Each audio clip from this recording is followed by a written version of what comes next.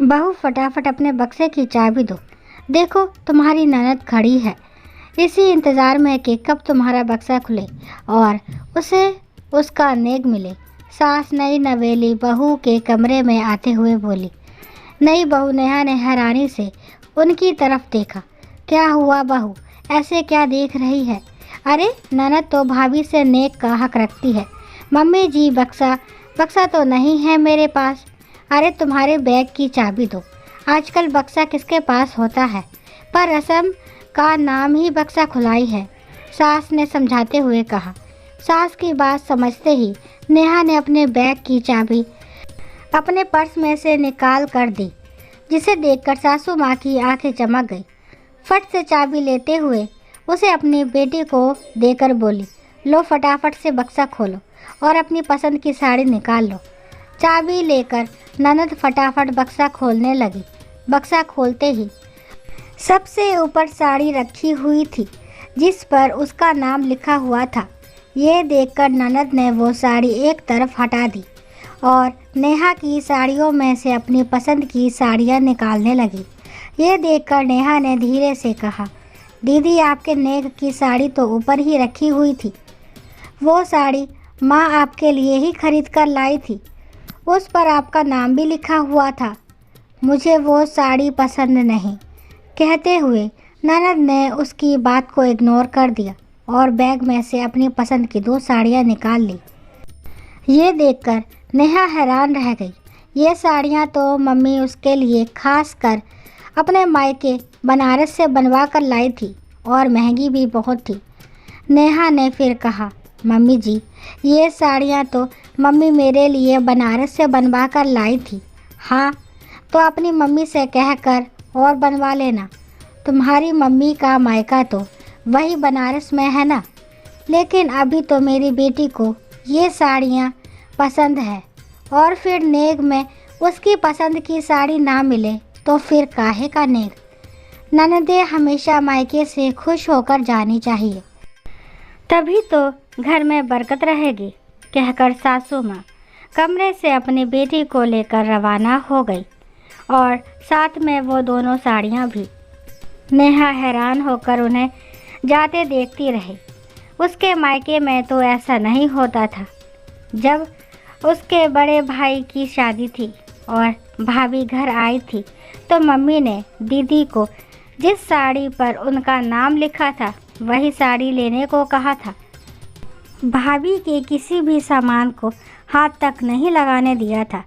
और यहाँ तो पर नेहा तो नई नई शादी होकर आई थी, इसलिए ज़्यादा कुछ कह नहीं पाई और उसे ये अंदाज़ा हो गया कि आगे भी उसके साथ ये सब होगा, क्योंकि जो माँ अपनी बेटी को रोकने की जगह खुद ही बढ़ावा दे रही है वो तो आगे भी ऐसा ही करेगी। खैर थोड़ी देर बाद मैं मुँह दिखाई की रस्म हुई, जिसमें नानी सास ने नेहा को बड़ी सी सुंदर सोने की अंगूठी पहनाई।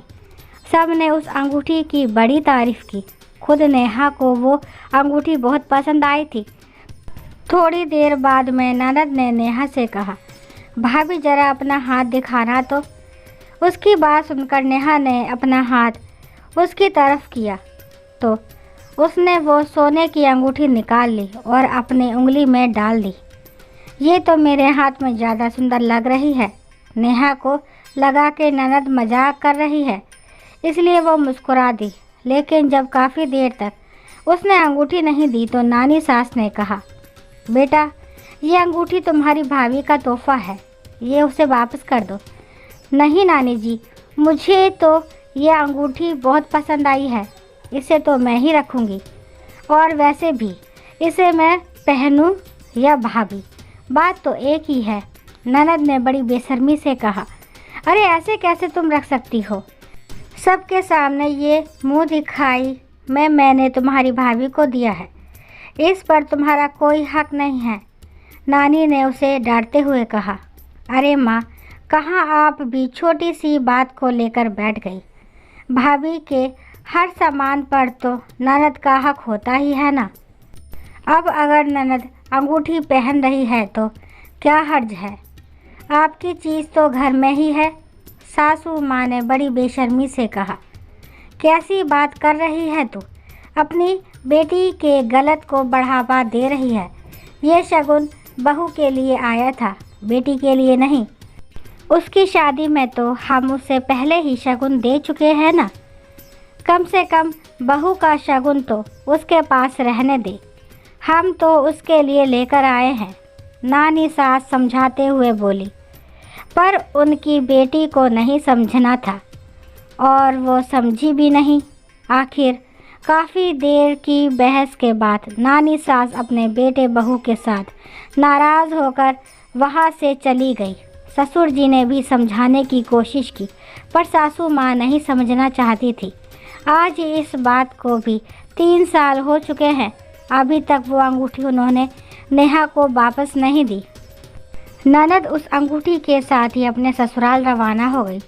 हालांकि आज भी सासू माँ का परिवार इस बात से नाराज़ है, इसलिए रिश्तों में अब पहले जैसी मिठास भी नहीं रही। पर वो इसका इल्ज़ाम अपनी बहू पर ही लगाती है कि उसके आते ही रिश्ते खराब हो गए। और इधर नेहा भी अब बराबर जवाब देती है। अपने मायके से आई हुई चीज़ों को कभी भी ननद के सामने तो लाना दूर की बात है, सास के सामने भी नहीं लाती। इधर सासू माँ सबको कहती फिरती है कि बहू तेज है, मेरी बेटी से अपनी चीज़ों को छुपाती है। लेकिन जो सच्चाई जानते हैं वो उनके मुंह पर कुछ नहीं कहते, पर पीठ पीछे उन पर हंसते हैं। दोस्तों, आशा करती हूँ कहानी आपको ज़रूर पसंद आई होगी। अगर कहानी पसंद आती है तो प्लीज़ मेरे चैनल को लाइक शेयर सब्सक्राइब करना ना भूलें। Thank you.